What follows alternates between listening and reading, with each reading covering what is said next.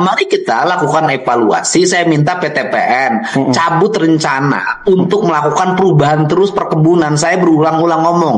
Judulnya juga PTPN, PT Perkebunan Nusantara. Kalau PT Perkebunan berarti dia hidup itu dari hasil perkebunan, bukan dari hasil ngenyewain tanah, gitu loh. Kalau pesantren Alam Agrokultur Markas Syariah di Megamendung Kabupaten Bogor, Jawa Barat terus bergulir. Pihak Rizik Syihab menegaskan tidak akan menyerahkan lahan tersebut sebelum ada putusan pengadilan. Sebelumnya PTPN 8 melayangkan surat somasi kepada pengelola pondok pesantren Alam Agrokultural Markas Syariah di Megamendung Kabupaten Bogor, Jawa Barat. Pasalnya lahan yang ditempatinya tersebut merupakan areal sah milik PTPN 8. Hal itu berdasarkan sertifikat HGU nomor 299 tanggal 4 Juli 2008.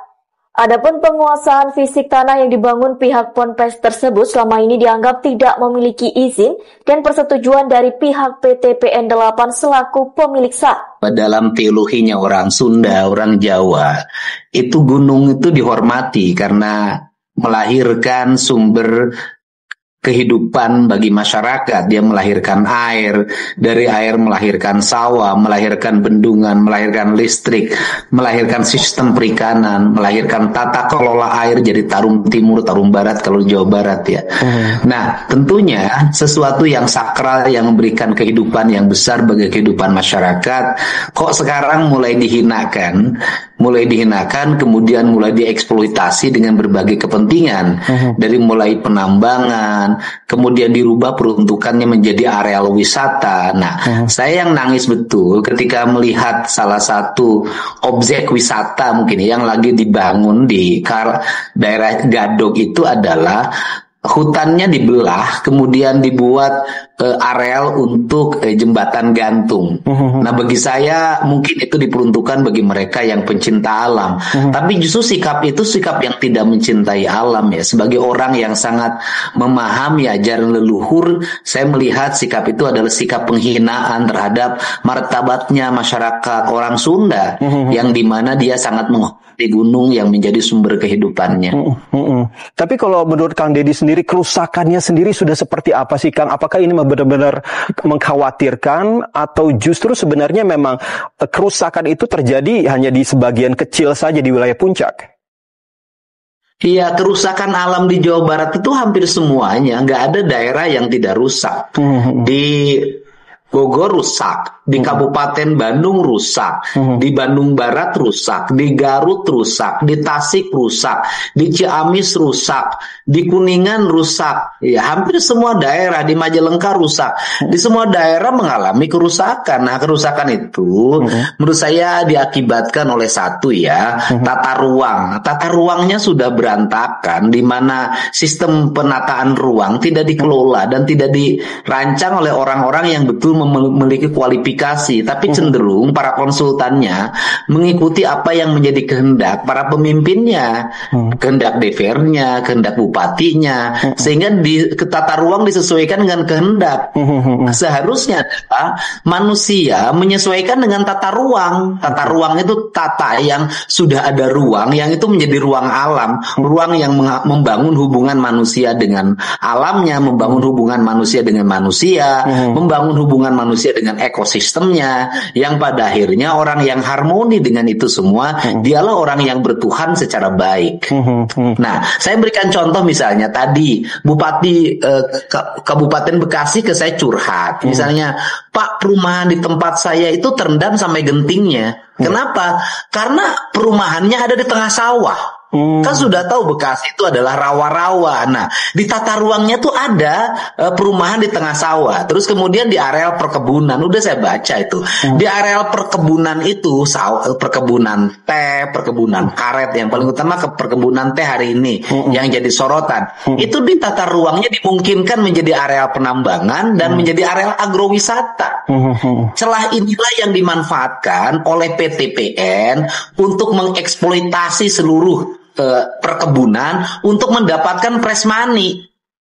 Ya press money-nya dia dapat melalui satu penambangan, dua sewa lahan yang disebut dengan KSO dengan pihak ketiga, yang disebut pariwisata. Bagaimana coba lihat di puncak-puncak kebun ente hari ini bukan ente yang didapat bangunan. Nah ini kan terjadi. Nah untuk itu makanya peristiwa banjir yang terjadi hari ini sesungguhnya kan peristiwa bagaimana mengingatkan kita untuk mengevaluasi diri. Sadar nggak sih kita ini? Nah mari kita lakukan evaluasi. Saya minta PTPN cabut rencana untuk melakukan perubahan terus perkebunan. Saya berulang-ulang ngomong. Judulnya juga PTPN, PT Perkebunan Nusantara. Kalau PT Perkebunan berarti dia hidup itu dari hasil perkebunan, bukan dari hasil nyewain tanah, gitu loh. Kalau kemudian kerjanya nyewain tanah yang disebut dengan KSO, ganti deh namanya, jangan PTPN dong, PT Sewa Tanah Nasional. Lalu respon dari PTPN sendiri bagaimana terkait dengan hal ini? Sampai hari ini kan nggak ada tuh, ketika bencana di mana-mana terjadi, ketika saya setiap hari berani membongkar bangunan-bangunan yang itu kerjasama anak perusahaan BUMD Provinsi Jawa Barat dengan pihak ketiga ya, dengan para investor, kemudian membangun di lereng puncak sebuah areal seperti Disneyland ya, mungkin kalau gaya-gayaan di luar negeri ya. Nah kan menjadi aneh gitu loh. Sampai sekarang nggak ada tuh, sampai sekarang PTPN memberikan statement apapun. Dan menurut saya tantang Anda semua segera keluar dari sarang Anda bicara kepada publik, minta maaf atas berbagai tindakan dan pelanggaran yang dilakukan. Sadar, lakukanlah taubat ekologi bahwa langkah-langkah Anda itu sudah merusak negara. Lalu saya katakan ini merusak negara kok. Negara itu kan terjadi. Ingat loh, negara kita ini ada kalimat hutan, gunung, sawah, lautan, simpanan, kekayaan. Kini ibu sedang lara, merintih dan berdoa. Apakah jangan-jangan kita semua ini yang melakukan kerusakan yang mengakibatkan tangisan manusia yang terjadi saat ini? Dan jangan lagi tangisannya sampai ke depan. Kalau memang tidak ada ataupun belum ada statement dari PTPN, lalu apa yang akan dilakukan Pemprov agar hal ini tidak terulang lagi ke depannya? Pemprov Jabar pertama dari sisi regulasi, saya ngeluarin peraturan gubernur yang melarang alih fungsi lahan. Hutan tidak boleh dialihfungsikan lagi, kemudian perkebunan tidak boleh dialihfungsikan lagi, daerah aliran sungai tidak boleh dialihfungsikan, rawa-rawa tidak boleh dialihfungsikan, areal pesawahan tidak boleh dialihfungsikan. Ini sebagai kunci bagi pemerintah Provinsi Jawa Barat yang pasti dimintain rekomendasi untuk perizinan. Jadi saya tidak mau lagi Provinsi Jawa Barat mengeluarkan rekomendasi alih fungsi yang mengakibatkan kesengsaraan masyarakat. Saya berikan contoh misalnya di lereng puncak saja yang itu harus jadi daerah resapan air, kan izinnya keluar gitu loh.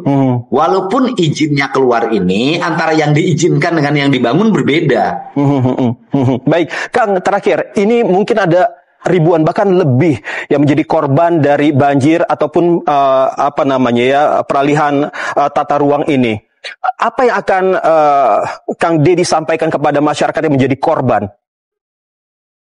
Ya, saya menyampaikan permohonan maaf atas kekeliruan para penyelenggara kepemimpinan di berbagai daerah di Provinsi Jawa Barat yang telah salah dalam menyusun tata ruang daerahnya, yang telah latah dan memberikan perizinan bagi perizinan perumahan, bagi perizinan sarana rekreasi, bagi perizinan kegiatan-kegiatan komersial lainnya yang bertentangan dengan prinsip-prinsip lingkungan hidup yang melahirkan kesengsaraan bagi masyarakat. Dan cara dari ketaubatan kami adalah hari Selasa, kami akan berkumpul seluruh pemerintahan Provinsi Jawa Barat dengan Menteri ATR BPN untuk melakukan evaluasi tata ruang di seluruh Provinsi Jawa Barat. Dan kami bertaubat ingin merubah tata ruang, dikembalikan kembali pada asal mula penciptaan arah dari ditatanya Jawa Barat itu. Jadi misalnya gunung fungsinya menjadi gunung, sungai fungsinya menjadi sungai, rawa fungsinya menjadi rawa, laut fungsinya menjadi laut. Ingin kami kembali pada nilai-nilai penciptaannya. Baik. TPN 8 dan Pondok Pesantren Alam Agrokultur Markas Syariah di Megamendung Kabupaten Bogor, Jawa Barat terus bergulir. Pihak Rizik Syihab menegaskan tidak akan menyerahkan lahan tersebut sebelum ada putusan pengadilan. Sebelumnya PT PN 8 melayangkan surat somasi kepada pengelola Pondok Pesantren Alam Agrokultural Markas Syariah di Megamendung, Kabupaten Bogor, Jawa Barat. Pasalnya lahan yang ditempatinya tersebut merupakan areal sah milik PT PN 8. Hal itu berdasarkan sertifikat HGU nomor 299 tanggal 4 Juli 2008. Adapun penguasaan fisik tanah yang dibangun pihak Ponpes tersebut selama ini dianggap tidak memiliki izin dan persetujuan dari pihak PT PN 8 selaku pemilik sah. PT PN 8 diketahui telah memberikan surat somasi tersebut pada 18 Desember 2020 lalu. Dalam surat somasi itu pihak Ponpes diminta untuk segera menyerahkan lahan milik PT PN yang ditepatinya tersebut selambat-lambatnya 7 hari kerja. Sementara kuasa hukum Rizik Sugito Atmo Prawiro menanggapi pernyataan PT PN 8 yang bakal mengambil alih lahan termasuk yang ditempati pondok pesantren tersebut. Ia mengungkapkan pihaknya masih menunggu proses hukum terkait laporan yang dilayangkan PT PN 8 ke Barreskrim Polri.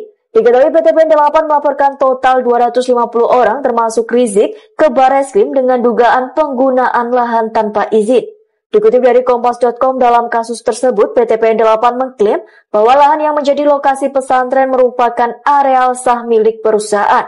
Sementara itu, Sugito menuturkan pihaknya membeli lahan melalui penggarap atau pengelola.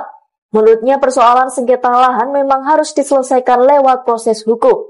Akan tetapi, ia juga berharap agar persoalan tersebut dapat diselesaikan tanpa melalui proses hukum. Sebab Sugito mengklaim HGU milik PT PN 8 atas lahan yang disengketakan telah dibatalkan dan putusannya sudah inkrah di tingkat kasasi. Di samping itu, Sugito berharap sengketa ini selesai tanpa proses hukum dikarenakan Kementerian Koordinator Bidang Politik Hukum dan Keamanan melalui salah satu deputinya telah bersedia menjadi mediator.